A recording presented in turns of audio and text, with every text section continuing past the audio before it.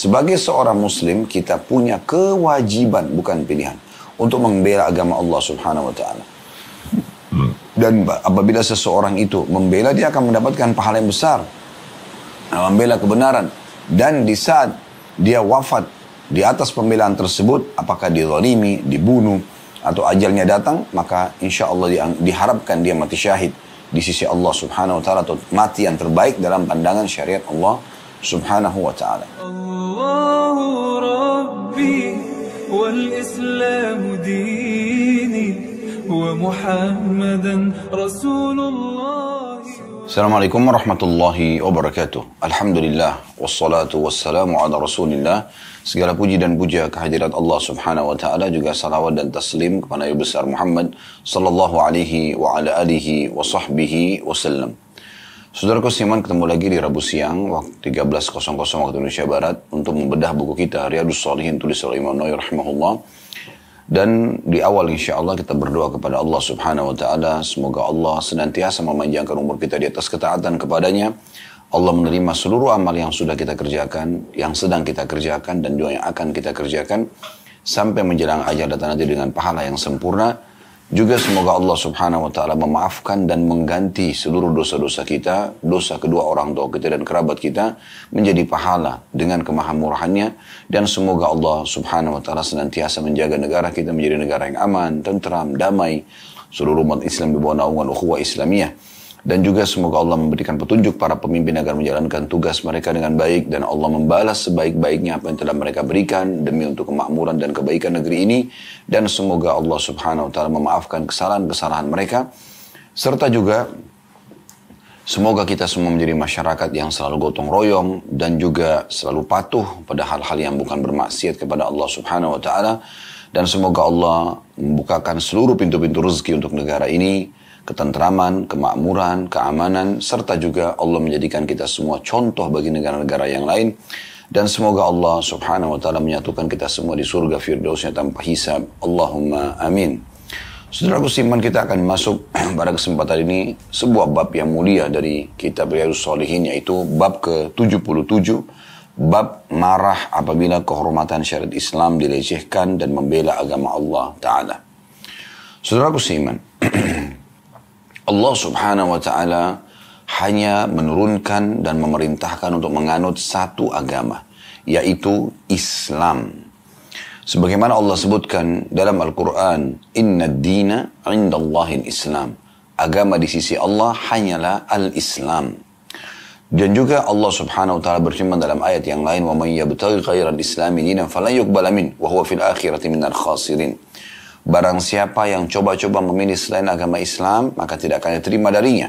Dan juga dia termasuk orang-orang yang rugi pada hari kiamat. Serta dalam ayat yang lain juga Allah mengingatkan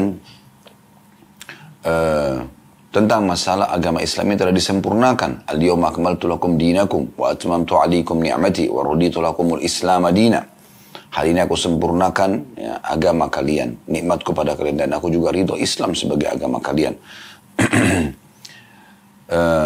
Juga dalam firman yang lain, afaman syarah Allahu sadral Islam fahuwa ala nuri min rabbi, yang artinya siapapun yang berada di atas cahaya, di atas Islam, maka dia berada di atas petunjuk Tuhannya atau Allah subhanahu wa ta'ala. Sebagai seorang muslim, dan kita bicara lingkup agama kita sebagai seorang muslim, tentu agama-agama lain punya hak untuk berbicara. Itu terserah mereka. Tapi kita bicara sebagai seorang muslim, maka kita sangat meyakini semua nabi-nabi agamanya satu, yaitu Islam. Allah subhanahu wa ta'ala tidak pernah menurunkan agama lain secara mutlak, hanya Islam saja. Jadi kalau kita tanya sebagai seorang muslim, apakah agama Nabi Isa? Kita akan mengatakan Islam. Apakah agama Nabi Musa? Kita akan mengatakan Islam. Dari Nabi Adam alaihissalam sampai Nabi Muhammad alaihissalam, semuanya muslim. Semuanya muslim, artinya menyerahkan diri kepada Allah subhanahu wa ta'ala secara mutlak dengan keikhlasan tanpa menyekutukan sesuatu pun dengannya, dan mengikuti syariat-syariat yang telah Allah subhanahu wa ta'ala turunkan. Perbedaan dasarnya adalah setiap rasul Allah subhanahu wa ta'ala berikan syariat baru, syariat, peraturan-peraturan, tetapi nama agamanya tetap Islam. Makanya Nabi Muhammad SAW bersabda dalam sebuah hadis, perumpamaan aku dengan nabi-nabi sebelumku adalah seperti sebuah bangunan yang sangat indah dan sempurna. Kemudian orang-orang mengelilingi rumah tersebut atau istana tersebut sambil mengatakan, sungguh indah sekali dan sempurna bangunan ini. Tertinggal satu buah batu bata yang mereka mengatakan andai saja satu batu bata yang diletakkan, maka pasti bangunan ini akan sempurna. Maka kata Nabi SAW, ketahuilah aku adalah batu bata tersebut. Aku penutup para nabi dan rasul. Ya. Jadi Nabi Muhammad SAW memerintahkan kita semua sebagai orang Islam, sebagai rukun iman kita. Setelah iman kepada Allah Subhanahu wa Ta'ala, rukun yang pertama, iman kepada para malaikat, rukun yang kedua, iman kepada kitab-kitab yang telah turun, ya. Suhuf Nabi Ibrahim, Taurat Nabi Musa, Zabur Nabi Daud, Injil Nabi Isa, dan Quran Nabi Muhammad SAW. Beriman kepada semuanya. Kita meyakini semua, karena Muslim itu meyakini semuanya ini. Tidak ada keraguan dalam masalah turunnya kitab-kitab ini. Tentu kita tidak bicara kitab yang sudah diubah pada masa-masa kita sekarang, tapi kitab-kitab yang turun di masa itu kepada setiap nabi-nabi yang tersebutkan tadi, itu benar. Kemudian iman kepada seluruh nabi-nabi dan rasul. Kalau ada seorang muslim mengatakan Isa bukan nabi, atau Musa bukan nabi, atau Daud, atau Yahya, atau Zakaria, atau Hud, Saleh, Syuaib, maka dia kafir. Harus dia yakini semua nabi-nabi tersebut adalah benar adanya. Kemudian beriman kepada hari kiamat dan beriman kepada takdir baik dan takdir buruk. Jadi memang ini bagian daripada agama kita. Oleh karena itu sebagai seorang muslim kita sangat yakin tentang kebenaran syariat yang sudah Allah turunkan. Ya. Al-Quran ini turun dari sisi Allah Subhanahu wa Ta'ala. Tanzilun min Rabbil Alamin, dalam Al-Quran dikatakan. Turun dari Tuhan alam semesta. Ya. La raiba fi, tidak ada keraguan di dalamnya. Semua isi Al-Quran benar. Semua yang disampaikan Nabi SAW benar. Ada seorang muslim meragukan sedikit saja, sudah bisa tercoreng keimanannya. Bahkan bisa kalau dia jauh keraguannya, sangat dalam, maka dia bisa keluar dari agama Islam. Oleh karena itu teman-teman sekalian, kalau kita sudah yakin, tidak ada pencipta kecuali Allah Subhanahu wa Ta'ala. Dan Allah turunkan syariatnya dan satu agama saja untuk diikuti oleh manusia. Di masa setiap rasul mengikuti rasul tersebut, ya, di masa kita sekarang Nabi Muhammad SAW mengikuti petunjuk kitab yang telah diturunkan Al-Quran, ya, maka dia berada di atas syariat yang benar. Nah, kalau seandainya ada orang yang coba untuk mencoreng agama Islam ini, syariat Allah Subhanahu wa Ta'ala, mengolok-oloknya, sebagai seorang muslim kita punya kewajiban, bukan pilihan, untuk membela agama Allah Subhanahu wa Ta'ala. Dan apabila seseorang itu membela, dia akan mendapatkan pahala yang besar, membela kebenaran. Dan di saat dia wafat di atas pembelaan tersebut, apakah dizalimi, dibunuh, atau ajalnya datang, maka insya Allah diharapkan dia mati syahid di sisi Allah Subhanahu wa Ta'ala, atau mati yang terbaik dalam pandangan syariat Allah Subhanahu wa Ta'ala. Seorang muslim atau muslimah tidak boleh diam pada saat diolok-olok Allah, diolok-olok Rasulullah SAW, diolok-olok Al-Quran, diolok-olok syariat Allah Subhanahu wa Ta'ala. Bahkan mengolok-olok seorang muslim pun yang sedang beribadah kepada Allah SWT, hukumnya tidak dibenarkan dan wajib dibela. Tidak boleh sama sekali, ya, seorang muslim diam dalam masalah ini. Kejadian sebab diusirnya suku Yahudi Qainuqa dari kota Madinah di masa Nabi SAW gara-gara ada seorang, atau disebabkan karena seorang wanita muslimah sedang belanja di salah satu toko pemuda Yahudi.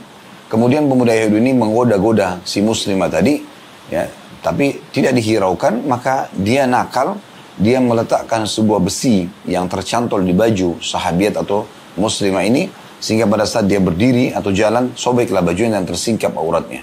Maka orang Yahudi tersebut bersama dengan teman-temannya menertawakan si muslimah tadi. Lewat seorang muslim, sahabat Nabi, walaupun dalam buku-buku sejarah saya belum temukan nama orang ini, tapi yang jelas dia lewat tanpa menunggu lagi. Karena dia lihat muslim yang dipermalukan di depan banyak orang-orang Yahudi, dia menghunuskan pedangnya, kemudian dia menyerang si Yahudi tadi. Karena melihat perbuatan ini. Namun, dianya diserang, dikeroyokin, sampai terbunuhlah si muslim ini.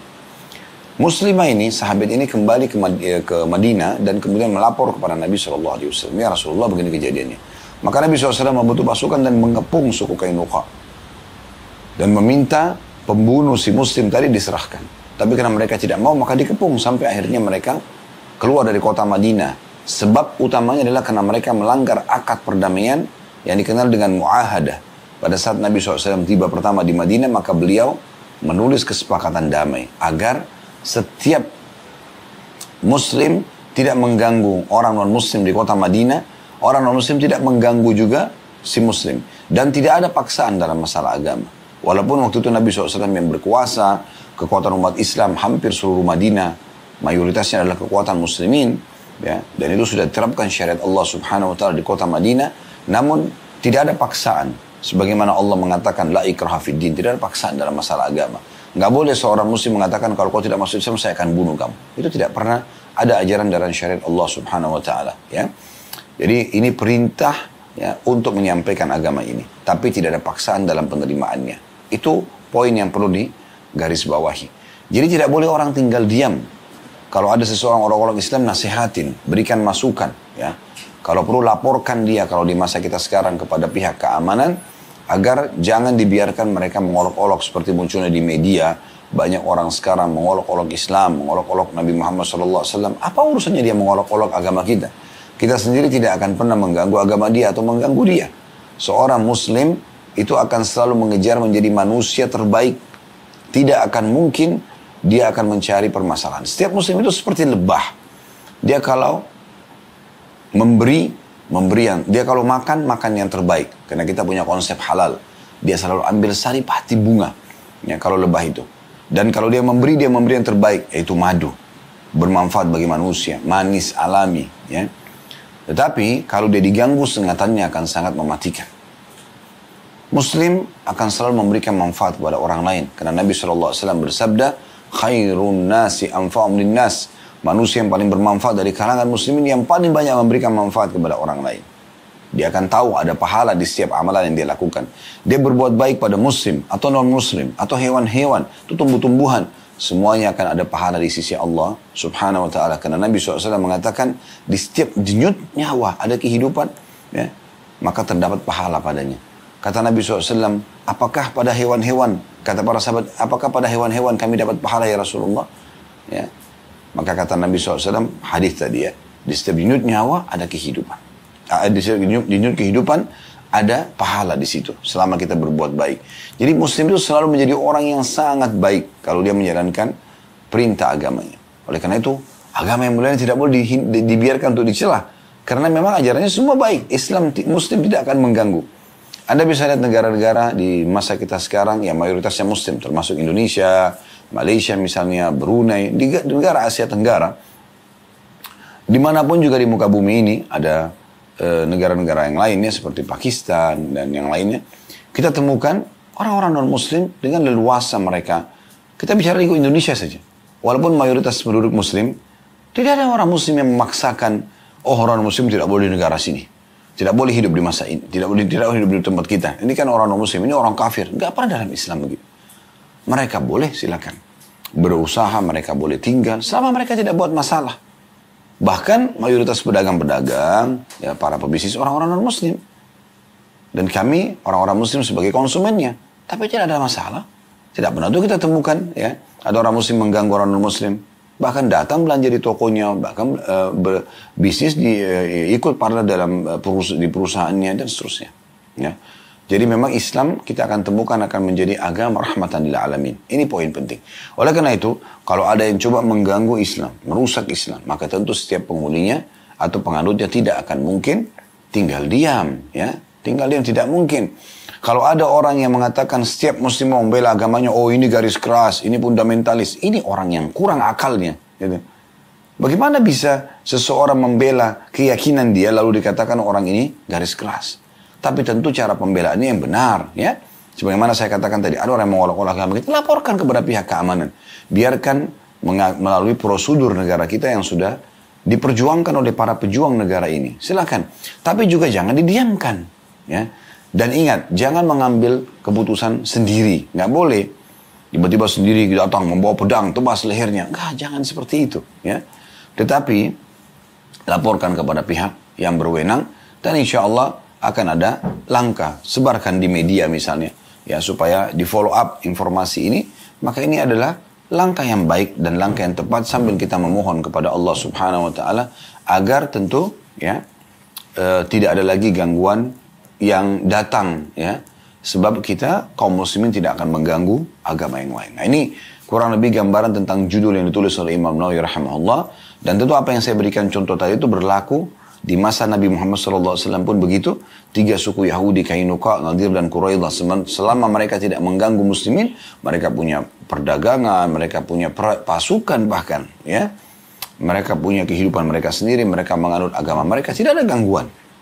Di masa juga ya, dinasti-dinasti Islam, ya, di masa Khulafaur Rasyidin, Abu Bakar, Umar, Uthman, Ali, di masa dinasti pertama dalam Islam, Umayyah, dari tahun 40 sampai 132 Hijriah, di masa Abbasiyah, ya, dari tahun 132 sampai 656, di masa Uthmaniyah, ya, yang baru saja berubah dari kesultanan menjadi republika di 1924. Ya, ini semuanya kita temukan banyak sekali ya orang-orang muslim yang hidup di bawah naungan kaum muslimin. Bahkan kemarin kami sempat pada saat umroh plus Turki di salah satu jalan dijelaskan oleh tour leader dari Turki yang mengatakan ini di wilayah ini adalah komunitasnya orang-orang Yahudi. Saya kaget, saya katakan apakah ada orang Yahudi di Turki yang 99% penduduknya muslim? Dia mengatakan ada. Ya. Awal kisahnya bagaimana mereka bisa masuk ke sini, kata orang itu. Apa Anda mau tahu? Saya bilang iya, saya ingin tahu. Lalu dia mengatakan awal kisahnya itu waktu ada penyerangan besar-besaran dari pasukan orang Nasrani kepada orang muslim di Spanyol, maka termasuk yang kena tampesannya adalah atau kena juga serangan orang-orang Yahudi. Maka waktu Kesultanan Utsmaniyah menyelamatkan muslimin dengan kapal-kapal mereka dari Spanyol ke Turki, maka juga orang-orang Yahudi diangkut dan dipindahkan ke wilayah tersebut karena mereka sedang terdolimi. Begitu luar biasanya agama yang mulia ini, sampai orang terdolimi walaupun beda agama akan dibela. Ya. Itu jelas gitu. Ya, dan itu dalam sejarah Islam tidak asing dalam membela orang non-muslim yang terdolimi. Jadi kita tidak akan pernah mengganggu siapapun, tapi kita juga tidak akan mungkin membiarkan orang lain mengganggu kita. Dan itu sangat normal. Ya. Anda tidak mau diganggu oleh orang lain, maka jangan ganggu orang lain. Seperti itu. Kalau kita bicara individu, apalagi kalau sudah bicara lingkup agama, keyakinan yang dipegangi oleh semua mayoritas muslim atau semua muslim di muka bumi ini. Begini gambarannya. Imam Nawawi rahimahullah mengangkat dalil pertama dalam masalah ini tentang pentingnya setiap muslim memuliakan ya, apapun yang telah Allah subhanahu wa ta'ala syariatkan dan muliakan juga. Dalam surah Al-Hajj ayat 30 yang bunyinya, وَمَنْ يُعَظِّمْ حُرُمَاتِ اللَّهِ فَهُوَ خَيْرٌ لَهُ عِنْدَ رَبِّهِ. Dan barang siapa yang mengagungkan apa yang terhormat di sisi Allah, maka itu lebih baik baginya di sisi Tuhannya. Subhanallah, tentu makna ayat ini luas sekali ya. Luas sekali. Apakah secara individual atau memang secara ya, kehidupan bermasyarakat, kehidupan sosial. Individual misalnya. Walaupun Anda sedang sendirian, Anda pasti akan sadar sebagai seorang muslim kalau ada Tuhan Anda yang mengawasi Anda. Ya. Sehingga Anda berhati-hati sekali dalam melakukan perbuatan-perbuatan yang Allah tidak senangi. Ya, tidak. Begitu setiap muslim. Sehingga betul-betul memuliakan ya, apa yang telah Allah muliakan di sisinya. Maksudnya perbuatan amal baik dan meninggalkan perbuatan dosa. Seperti itu. Ya. Seorang muslim akan jauh lebih malu kepada Tuhannya, malu dengan malaikat yang ada di kiri kanannya. Kalau sampai mau melakukan sesuatu, dikatakan tentang sifat Uthman bin Affan radhiyallahu anhu, kata Nabi SAW, ala as-sahmi rajulin istahminul malaika, tidakkah aku malu dengan seseorang yang malaikat hanya malu padanya. Kata sebagian ahli sejarah, Uthman bin Affan bahkan tidak pernah melihat kemaluannya sendiri untuk menjaga ya, kemuliaan. Walaupun itu tidak dilarang dalam Islam, tetapi untuk menjaga hurumat, sesuatu yang Allah sudah muliakan, maka mereka berhati-hati sekali. Ya. Karena kata Nabi SAW dalam sebuah riwayat, malulah kalian dengan makhluk Allah, maksudnya malaikat, ya, ciptaan Allah, yang tidak berpisah kalian kecuali kalian sedang biologis atau kalian sedang di WC, maaf, para malaikat. Dan memang Islam mengajarkan kita untuk menjaga kemuliaan itu, ya, menjaga kemuliaan tersebut. Makanya kita selalu menjaga, ya, tutup aurat setiap muslim. Kita selalu menjaga, menilai dan berhati-hati dengan setiap suapan makanan dan tegukan minuman. Tidak akan masuk ke tubuh kita. Tidak akan kita kenakan pakaian di tubuh kita ini kecuali yang halal.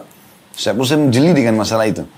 pendapatan juga pekerjaan, selalu mencari yang boleh dan tidak boleh. Bahkan kita temukan tidak asing setiap muslim keluar dari satu pekerjaan, kalau dia temukan itu bertolak belakang dengan agama Allah, seperti tidak boleh sholat misalnya, tidak boleh tutup aurat, mereka akan keluar. Memang sudah begitu seorang muslim, ya. Jadi memang mereka memuliakan sekali ya, apa yang telah Allah muliakan. Termasuk misalnya kita sedang berada di wilayah Haramain, Mekah dan Madinah, kita memuliakan ya, tempat tersebut. Ya. Ini semua ya, bagian daripada perintah Allah Subhanahu Wa Taala. Bahkan Imam Malik rahimahullah sangat memuliakan ya, riwayat-riwayat hadis yang akan disampaikan dari Nabi SAW kepada umat ini. Setiap kali ingin pengajian beliau selalu mandi, ya beliau selalu pakai parfum, pakai baju yang terbaik. Kemudian beliau mengajarkan hadis Nabi SAW. Ini luar biasa. Ini termasuk bagian memuliakan agama Allah. Anda pada saat mau menyentuh Al-Quran dalam kondisi Anda suci, bersih, berudu, balu Anda membaca Al-Quran, memuliakan. Gitu kan? Tidak meletakkan Al-Quran di tempat-tempat di bawah atau yang terhina. Letakkan di tempat yang mulia. Setiap muslim memuliakan itu. Ya. Bahkan ada satu yang kami di Sulawesi Selatan, ya, saya ingat dulu, saya tidak tahu apakah itu semua Sulawesi Selatan atau di keluarga kami saja. Tapi saya dari kecil selalu diingatkan oleh nenek saya, oleh ayah saya, ya. Pada saat kami duduk dan kami melonjorkan kaki ke arah kiblat, kami ditegur, jangan, demi untuk memuliakan arah kiblat. Saya melihat ini adalah satu hal yang, satu kepekaan yang luar biasa gitu. Demi untuk memuliakan, karena mengelonjorkan kaki di keluarga kami anggap itu seperti kurang sopan lah. Ada orang lebih tua di depan, lalu kemudian kita lonjorin kaki ke hadapan dia.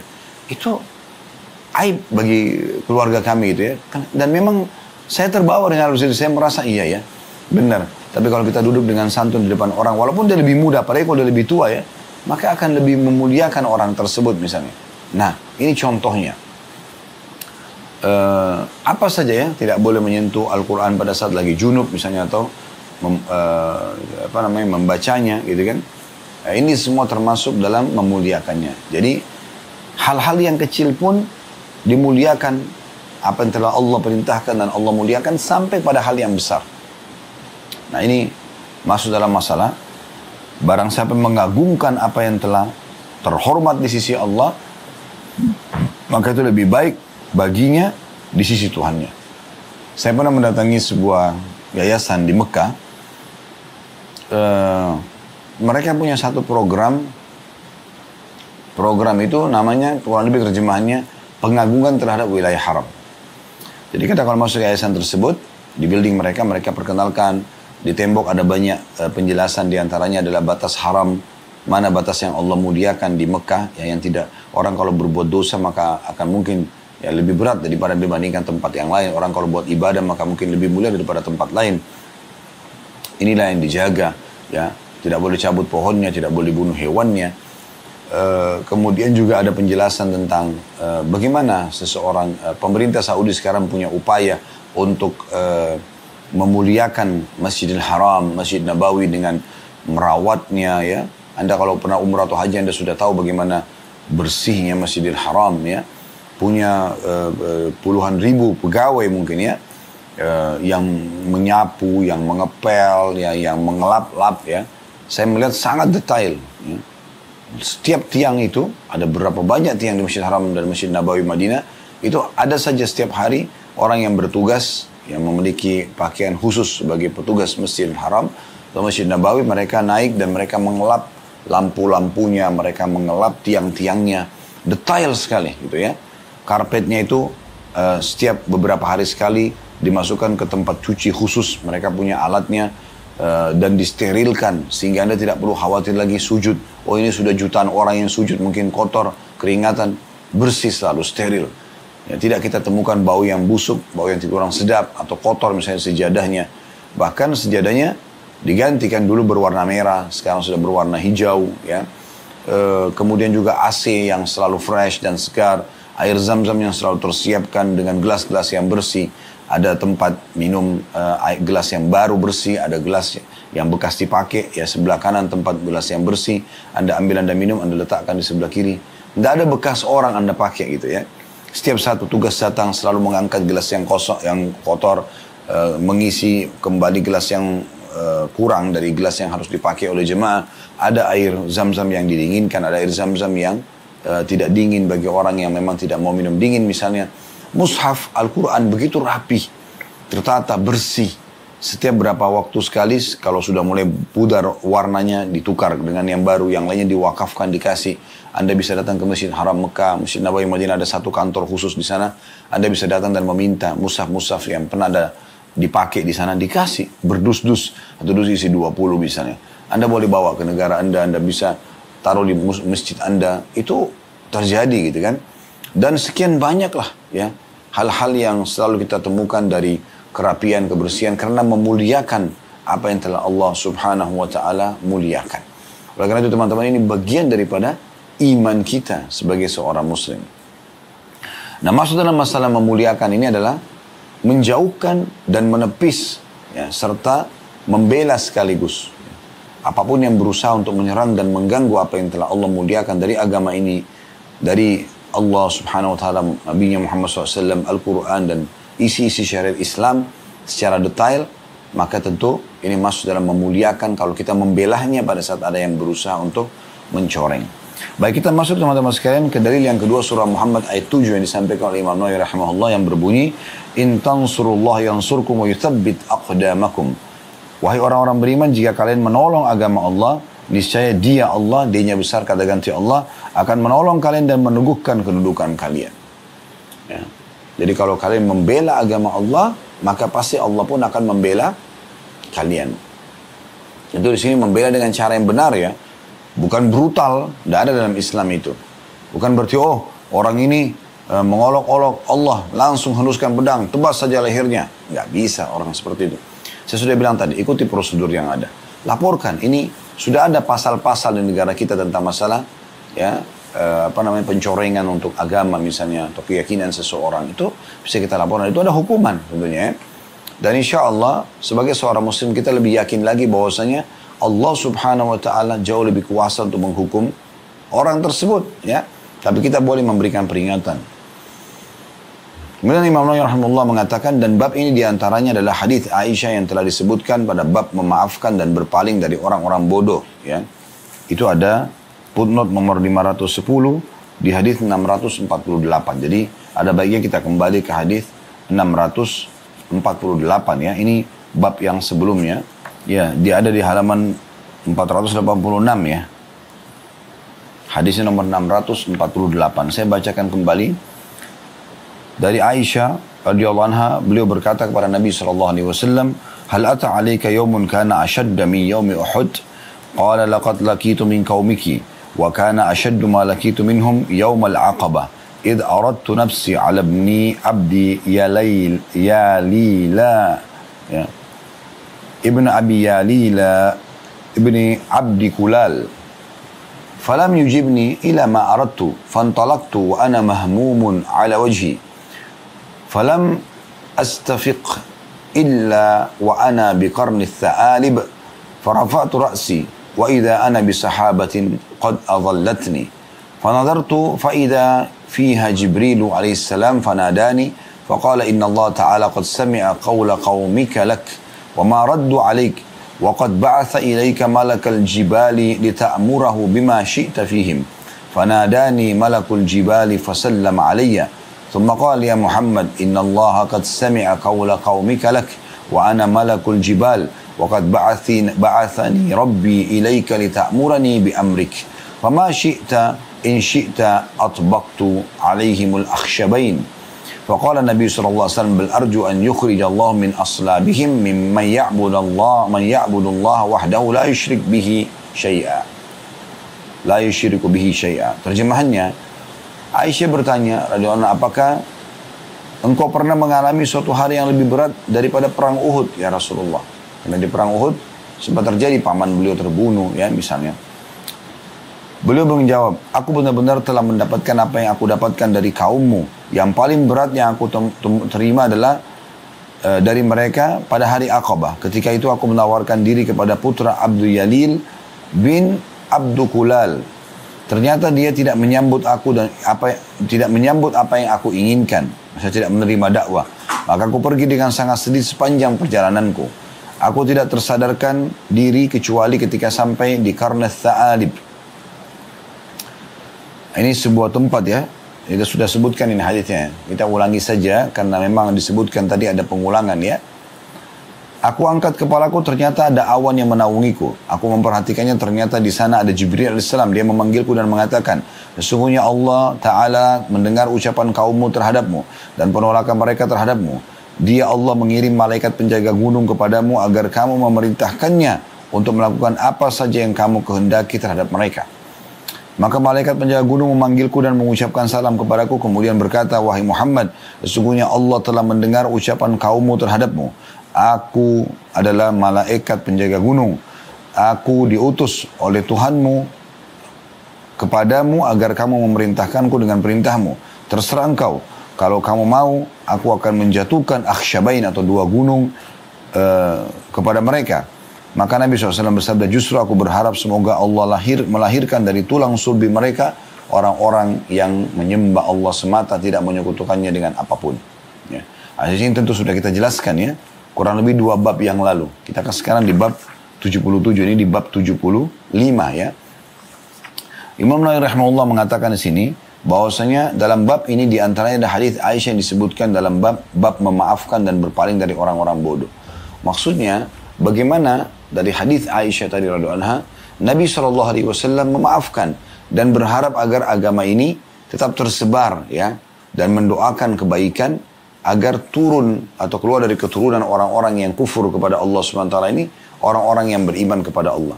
Ya. Di antaranya keluarlah dari Abu Jahal, Ikrimah bin Abi Jahal, yang beriman kepada Allah dan meninggal mati syahid radhiyallahu anhu, kalau tidak salah di perang Yarmuk ya. Kemudian juga keluar dari Al-As ibn Wa'il, ada Amr bin As. Keluar dari Al-Walid ibn Mughirah, ada Khalid bin Walid ya. Keluar dari Umayyah bin Khalaf, ada Safwan bin Umayyah. Ini semua sahabat-sahabat Nabi yang mulia. Anak tokoh-tokoh Mekah yang tadinya memerangi Nabi SAW dan lahir berkat doa Nabi alaihi salatu wassalam ya. Jadi Nabi SAW berharap terjadi pembelaan agama justru dari keturunan-keturunan mereka. Dari sini kita ambil pelajaran juga, jangan menganggap remeh untuk selalu mendoakan orang-orang non-muslim atau orang yang sedang menyakiti Anda atau mengganggu agama Islam ini agar mendapatkan hidayah. Semoga saja Allah Subhanahu wa Ta'ala ya memberikan kepada mereka petunjuk sehingga akhirnya mereka faham tentang kemuliaan agama ini. Berapa banyak orang yang masuk Islam di tangan Nabi SAW, di antaranya Thumamah bin Gusar radhiyallahu anhu, kepala suku Hanif ya, yang mensuplai hampir seluruh pasokan makanan ke Mekah. Masuk Islam, tadinya membenci sekali agama Islam, membenci Nabi SAW. Lalu dia mengatakan, ya Rasulullah setelah masuk Islam, sungguh dulu yang saya paling benci adalah Anda. Yang saya paling benci juga negara Anda dan agama Anda. Tapi sekarang adalah Anda orang yang paling aku cintai. Begitu juga dengan agama dan wilayah Anda. Allah SWT bisa membalik keadaan tersebut sehingga yang tadinya pembenci Islam justru menjadi penolong agama Islam. Baik, itu adalah penyebutan saja bahwasanya ini hadis Aisyah bisa masuk dalam bab ini kata Imam Nawawi rahimahullah, dan kita tidak panjang lebar menjelaskan karena memang sudah kita pernah paparkan di 2 bab yang lalu ya. Sekarang kita masuk ke hadis bab kita ini. Hadis pertama dalam bab ini adalah hadis nomor 654. Urutan dari awal belajar berbunyi dari Abu Mas'ud Uqbah bin Amr Al-Badri radhiyallahu anhu. Beliau berkata, ja'a rajulun ila Nabi sallallahu alaihi wasallam faqala inni la ata'akhkharu an salati subhi min ajli fulanin mimma yutilu bina. Fama ra'aytu an-nabiy sallallahu alaihi wasallam ghadiba fi maw'idatin qattun ashadda mimma ghadiba yawma idh.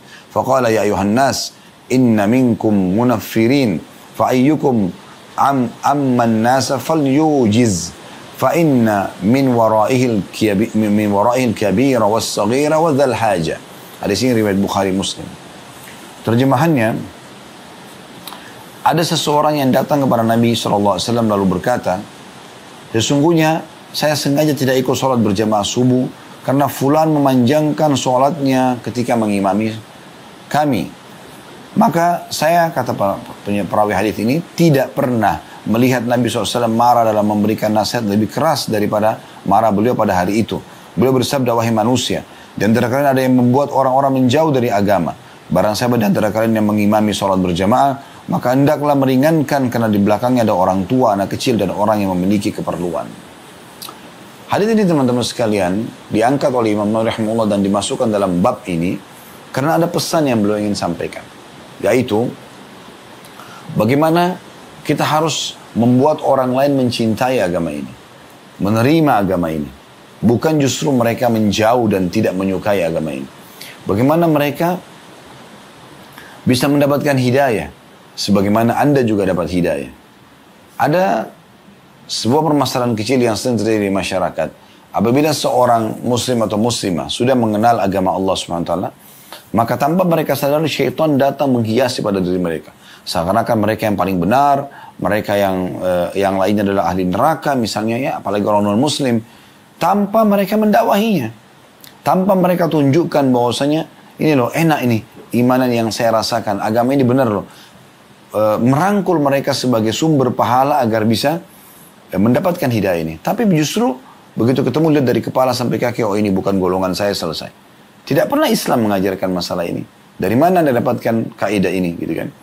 Yang benar adalah bagaimana kita justru menjadikan pelanggaran-pelanggaran dan kekurangan orang lain dalam memahami agama ini sebagai ajang pahala buat kita.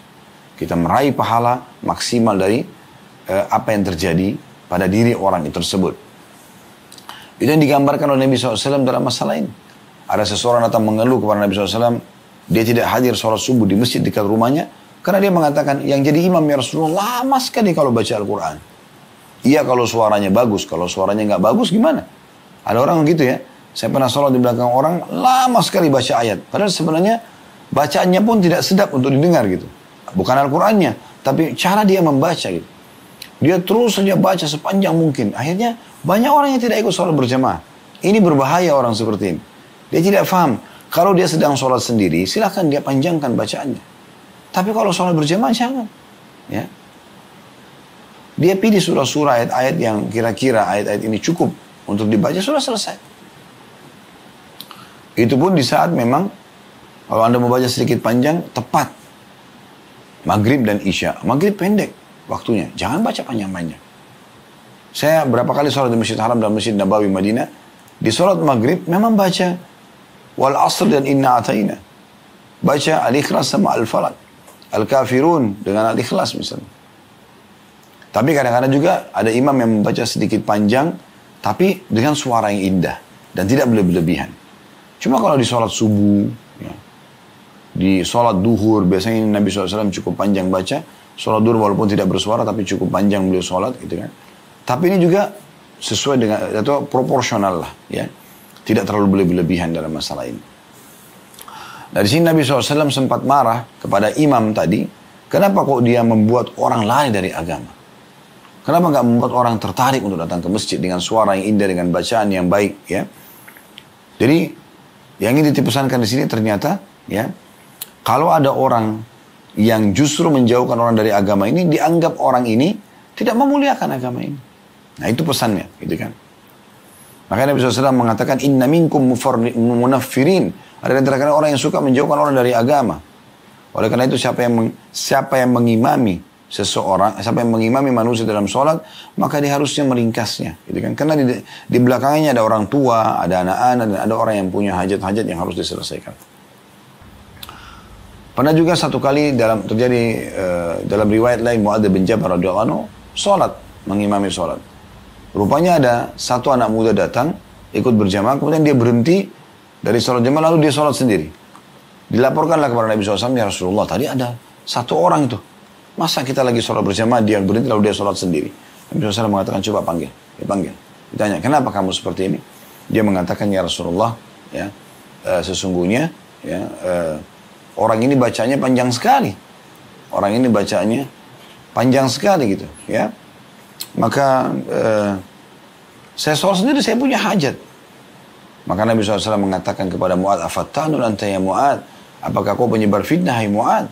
Mana kau dari surah ini dan surah itu disuruh baca surah-surah yang tidak terlalu pendek, tidak juga terlalu panjang. Pas lah, gitu kan. Maka Nabi SAW menegur imamnya. Karena jangan sampai nanti tadinya orang mau datang untuk memuliakan agama Allah, menjalankan syariat Allah, tapi akhirnya orang menjauhinya gara-gara perbuatan atau disebabkan karena perbuatan kita yang keliru.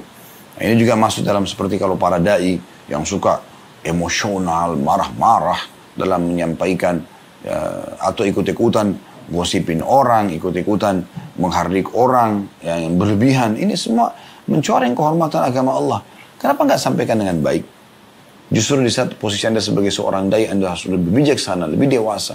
Ya, Anda harus bisa lebih tepat dalam memilih sikap. Ya, nah, itu sendiri bisa menjadi dakwah bagi orang lain dengan kesabaran Anda, dengan ketenangan Anda, kebijaksanaan dan kedewasaan Anda misalnya. Ya, juga sebagai seorang pemimpin misalnya. Ya, ini poin penting. Baik, dari hadis ini kita ambil pelajarannya. Yang pertama adalah bagaimana seseorang kalau menjadi imam harusnya meringkas sholatnya. Maksudnya meringkas ini bukan buru-buru ya, tetapi memilih surah-surah yang tepat. Pendek boleh atau antara pendek dan panjang. Kecuali di waktu-waktu tertentu, sebagaimana saya sudah bahasakan tadi, Nabi SAW kalau mengimami sholat subuh memang biasa panjang. Sholat duhur juga begitu ya. Tapi kalau sholat maghrib misalnya, maka sebaiknya jangan. Gitu kan? Ataupun sholat subuh dan sholat isya atau sholat duhur ini, Anda lihat memang Anda bukan di sebuah pesantren yang semuanya santri misalnya. Tempat umum. Anda usahakan tetap juga baca surah-surah yang pendek. Fal yujiz, kata Nabi SAW. Karena di belakangnya ada orang tua, ada anak-anak, dan juga ada orang yang punya hajat. Pelajaran kedua dari hadis. Bagaimana Islam sangat mulia. Ya, betul-betul ya, agama yang membuat para penganutnya tertarik untuk melaksanakan isi daripada syariat itu sendiri. Ya. Sholat aja merupakan asas dan tiang agama ini. Kita tidak dianjurkan untuk ya, menyusahkan bagi orang lain. Sholat pun 5 kali sehari ini. Kalau kita berbicara tentang masalah sholat yang normal, sedang, mungkin 10 menit satu sholat. Subuh 10 menit, duhur 10 menit, asar 10 menit, maghrib 10 menit, isya 10 menit. Ini kalau kita gabungkan semua 50 menit. Anda punya 24 jam dalam sehari. Kalau dikurangi 50 menit berarti Anda masih punya 23 jam plus 10 menit Anda bisa beraktivitas yang lainnya. Makanya teman-teman sekalian, menandakan bahwasanya memang agama Islam agama yang ringan, mudah. Ya. Seorang sahabat datang kepada Nabi SAW mengatakan, ya Rasulullah, tunjukkan saya amalan untuk masuk ke dalam surga. Kata Nabi SAW, sholat, ya, puasa, zakat, haji. Gitu kan. Dalam riwayat lain sahabat ini bertanya, Rasulullah, kalau saya sholat, kalau saya puasa, kalau saya zakat, kalau saya haji, gitu kan, apa yang saya dapatkan? Kata Nabi SAW, aku akan masuk surga. Orang itu mengatakan, saya tidak akan tambah dan kurangi. Maka kata Nabi SAW, siapa yang buat ahli surga, lihat orang ini. Begitu simpelnya agama Islam. Dan bagaimana Islam datang memuliakan orang-orang agar memudahkan orang-orang agar bisa melaksanakan, gitu kan? Seperti misalnya tadi di sini dikatakan, ada orang tua, ada anak-anak, harus dipertimbangkan. Orang tua tidak selamanya kuat berdiri. Anak-anak juga mau bermain, tidak semuanya betah untuk selalu berdiri seperti orang yang dewasa, yang memang mau mendengarkan ayat Al-Quran. Terus juga orang ada punya hajat, mungkin anaknya lagi sakit, tapi karena azan dia sholat dulu. Mungkin dia mau ke WC, mungkin ada meeting dia yang harus dia selesaikan. Maka ini semua harus jadi bahan pertimbangan tentunya. Allahu a'lam. Baik teman-teman, sekarang kita akan melanjutkan ke hadis selanjutnya, hadis kedua dalam bab kita ini. Hadis nomor 655 berbunyi dari Aisyah radhiyallahu anha ummul mukminin, beliau berkata, "Qadima Rasulullah sallallahu alaihi wasallam min safar wa qad satartu sahwatan li bi kiramin fihi tamathil. Falamma ra'ahu Rasulullah sallallahu alaihi wasallam hataqahu wa talawwana wajhuhu. Wa qala ya Aisyah, أشد الناس عذابا عند الله يوم القيامة الذين يضاهون بخلق الله." Hadis ini riwayat Bukhari Muslim. Rasulullah SAW datang dari satu perjalanan, kata Ummul Mukminin Aisyah radhiyallahu anha. Ketika itu saya telah memasang tabir tipis yang ada gambar-gambarnya pada beranda rumah. Ketika Rasulullah SAW melihatnya, beliau langsung merusaknya dan wajahnya berubah warna. Beliau bersabda, wahai Aisyah, sungguhnya manusia yang paling dahsyat siksanya di sisi Allah pada hari kiamat dan nanti adalah orang-orang yang menyaingi ciptaan Allah. Di sini disebutkan as-sahwa adalah seperti beranda di depan rumah, dan al-kiram dengan qaf dibaca dengan kasra, dibaca kasra artinya tabir tipis, hataqahu artinya merusaknya atau merobek gambar yang ada padanya. Riwayat ini teman-teman sekalian memberikan gambaran kepada kita bagaimana sikap Nabi SAW di saat terjadi pelanggaran agama. Dan ini keputusan dan kebijakan Nabi SAW sangat tegas apabila memang sudah agama yang dicoreng. Artinya sampai pada tingkat memang hukum Allah Subhanahu Wa Taala yang dilanggar. Di situ beliau sangat tegas. Dan beliau sama sekali tidak mau dan tidak mengizinkan ada siapapun, terutama orang-orang yang di bawah naungan beliau seperti para istri, anak-anak ya, untuk melanggar. Di sini contohnya Aisyah radhiyallahu anha meletakkan tabir, dan tabir itu ada gambar makhluk hidupnya, dan kita sudah tahu tentunya banyak hadis-hadis Nabi SAW yang melarang ya tentang adanya makhluk hidup ya yang bernyawa, manusia kah, hewan kah misalnya, itu tidak dibolehkan. Nah, kapan itu ada, dia akan ya mengganggu ini, dia akan mengganggu. Dalam arti kata mengganggu sini adalah bagaimana dia akan mendatangkan dosa dan juga membuat rumah yang ada patung, yang ada gambar ini tidak dimasukkan oleh malaikat. Terlebih lagi para pembuat-pembuat ini akan nanti ya diminta untuk memberikan ruh apa yang telah mereka buat dari patung-patung tersebut, patung hewan, patung manusia misalnya, atau lukisan ya. Ini disuruh nanti diminta diberikan nyawa pada hari kiamat, dan tentu mereka tidak akan mampu, lalu Allah berikan nyawa dan akhirnya Allah suruh menyiksa para pembuatnya di neraka. Ini sangat berat. Dan ini sudah kita jelaskan panjang lebar di kajian dosa-dosa besar ya. Insya Allah di setiap Rabu malam, dan insya Allah nanti malam juga akan ada selepas maghrib. Anda bisa ikuti tentu live kami atau datang langsung offline ke Masjid Nurul Iman di Blok M. Insya Allah di Jakarta tentunya. Teman-teman sekalian, ini membahas tentang dosa besar. Salah satu bab yang tulis oleh Imam Az-Zahabi rahimahullah dalam kitab Al-Kabair beliau tentang masalah ya membentuk atau menyerupai, menggambar ya, atau membuat patung atau gambar yang menyerupai makhluk Allah SWT. Makanya Nabi SAW mengatakan, ketahuilah wahai Aisyah, sesungguhnya orang yang paling berat sisanya di hari kiamat adalah orang yang berusaha menyaingi ciptaan-ciptaan Allah. Karena itu kita harus hati-hati ya.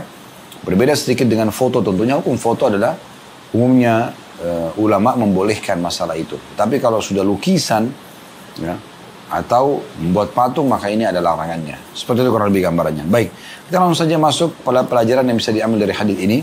Yang pertama adalah bagaimana wajibnya seorang suami mengingatkan orang-orang yang di bawah naungan dia, terutama istrinya dan juga sebagai ayah pada anak-anaknya. Kalau terjadi pelanggaran agama, dia harus segera untuk memberhentikan, terutama di rumahnya, dan jangan dia membiarkan. Tidak boleh seseorang itu memiliki sifat dayuth, yang artinya kapan istrinya melakukan pelanggaran kena bentuk cinta, biar aja deh ya. Ini nggak boleh. Dia harus meluruskan, apalagi dia tahu perbuatan haram. Di sini Nabi SAW tidak membiarkan sedetik pun, sesaat pun ya, adanya tirai yang bergambar makhluk hidup yang dilarang oleh Allah SWT di rumah beliau sallallahu alaihi wasallam, dan kemudian menjelaskan kepada Aisyah tentang masalah kenapa tidak bolehnya. Yang kedua, pentingnya seseorang itu memberikan penjelasan dalam setiap apapun yang sedang dia kerjakan. Kalau ditanya, atau misalnya dia sedang melakukan atau dia sedang memberikan peringatan kepada orang lain ya, sehingga akhirnya orang tahu kenapa dia melarangnya, kenapa dia meninggalkannya, gitu kan. Di sini Nabi SAW bisa saja mencabut tirai itu kemudian diam saja. Tapi tidak, Nabi SAW berikan peringatan, sampaikan, ketahuilah Aisyah, karena indan itu. Saya pernah sampaikan teman-teman sekalian, kalau Anda melakukan perbuatan benar dan ada orang tanya, mungkin dia masih bingung kenapa Anda lakukan. Misalnya Anda melakukan perbuatan-perbuatan sedekah misalnya, atau Anda ibadah, Anda ke masjid bolak-balik, mungkin ada orang nanya. Kalau Anda ditanya dan Anda jawab, itu beda ya. Bukan, tidak, insya Allah tidak riak di situ ya. Kenapa Anda selalu bolak-balik ke masjid? Oh, karena saya menemukan ada hadis menjelaskan tentang keutamaannya. Kenapa Anda selalu bersedekah, membantu orang-orang susah? Apa motivasinya? Oh, karena saya mendengarkan hadis begini dan begitu. Itu tidak ada masalah, itu tidak ada larangan dalam masalah seperti ini. Bahkan ini boleh Anda jawab, gitu ya. Karena kalau Anda tidak jawab, nanti orang malah menganggap, ini pasti ada sesuatu yang mengganjal nih. Nah, contoh. Atau Anda misalnya bakti pada orang tua, Anda suka menjenguk orang sakit, apa sajalah. Kalau ditanya, Anda jawab. Kalau ditanya ya, kalau ditanya nggak usah ceritakan, supaya nggak riak. Itu juga kalau Anda melakukan satu perbuatan salah. Walaupun Anda sudah mengakuinya, sebutkan sebabnya Anda melakukannya. Karena bisa saja itu akan meringankan ya hukuman yang akan menimpa Anda. Saya kemarin mencuri misalnya, na'udzubillah ya, jangan sampai terjadi pada diri kita semuanya.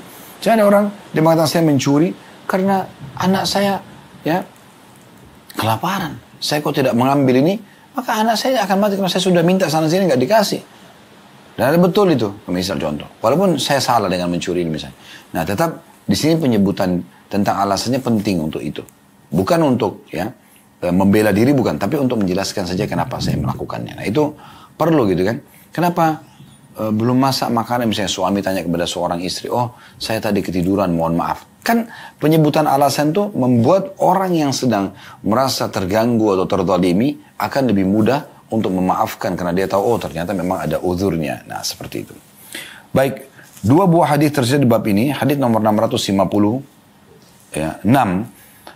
Masih dari Mukminin Aisyah radhiyallahu anha beliau berkata, "Anna Quraisyan ahammahum sya'nul mar'atil makhzumiyyati allati sarakat."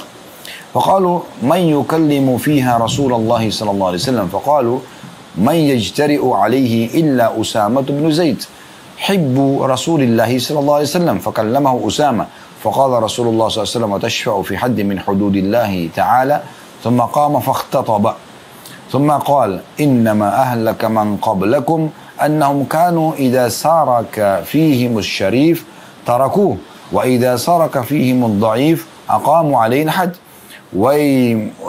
ويم الله لو أن فاطمة بنت محمد سرقت لقطعت يدها.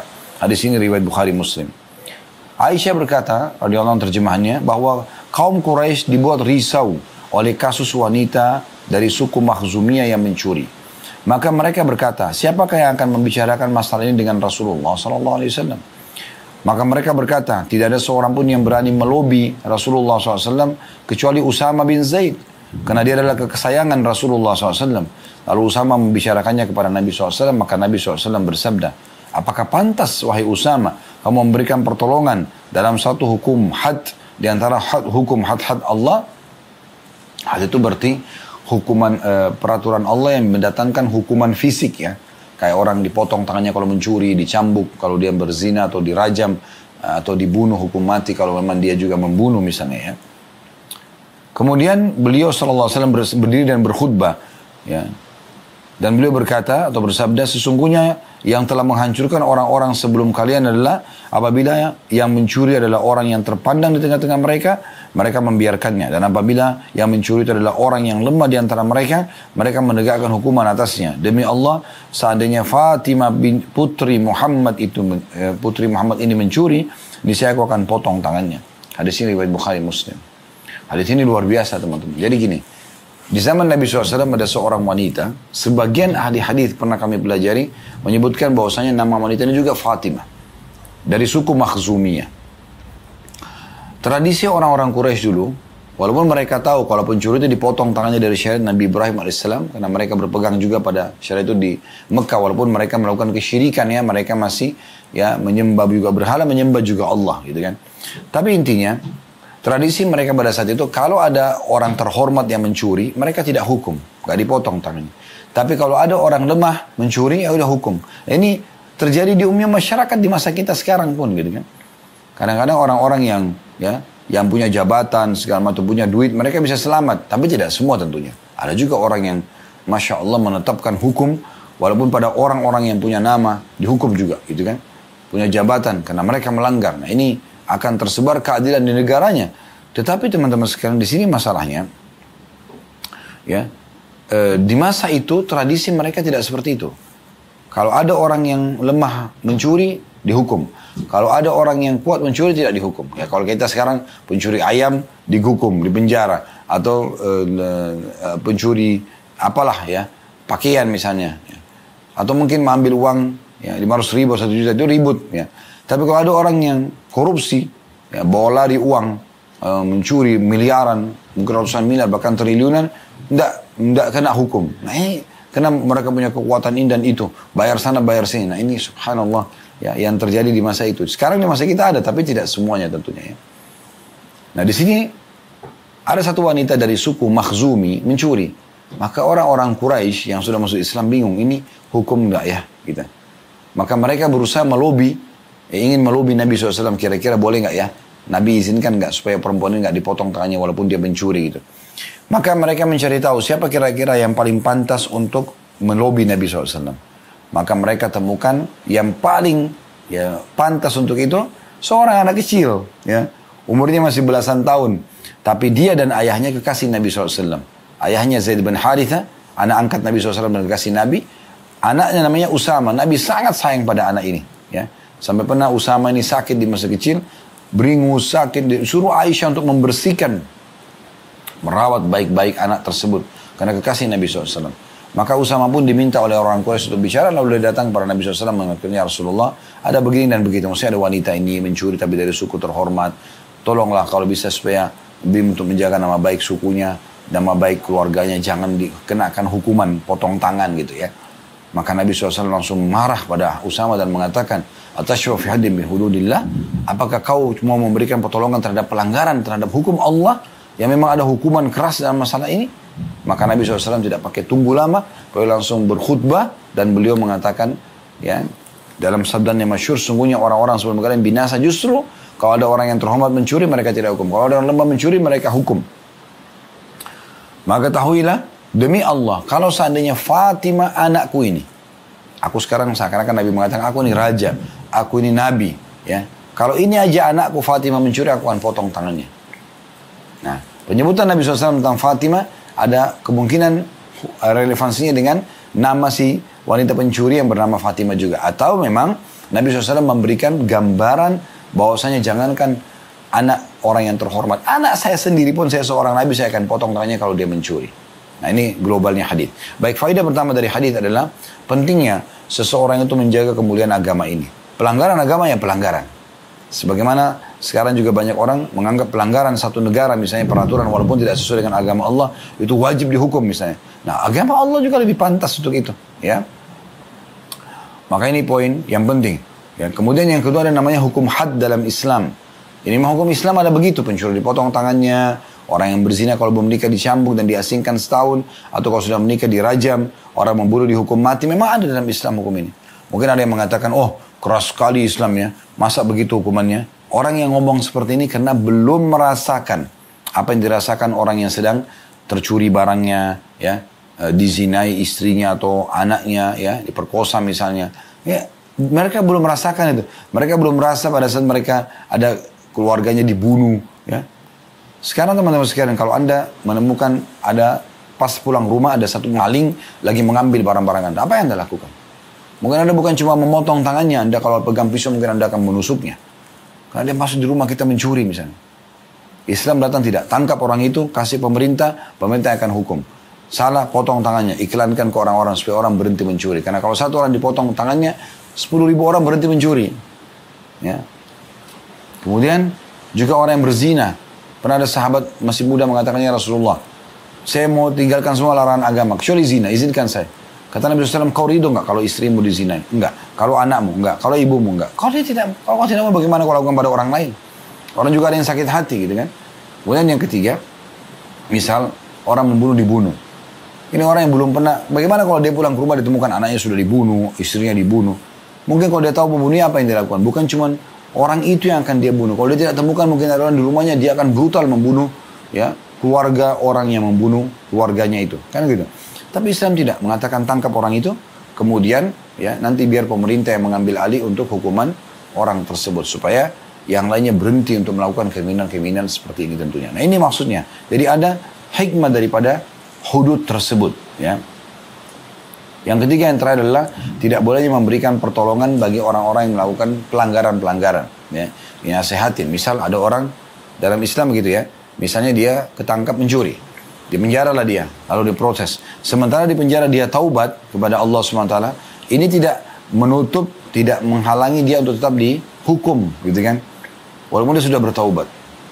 Di sini, karena dia sudah melakukan pelanggaran yang seperti ini. Ya. Beda kalau antara dia sama haknya Allah saja, misalnya dia tidak sholat, dia nggak puasa. Nah ini dia taubat selesai.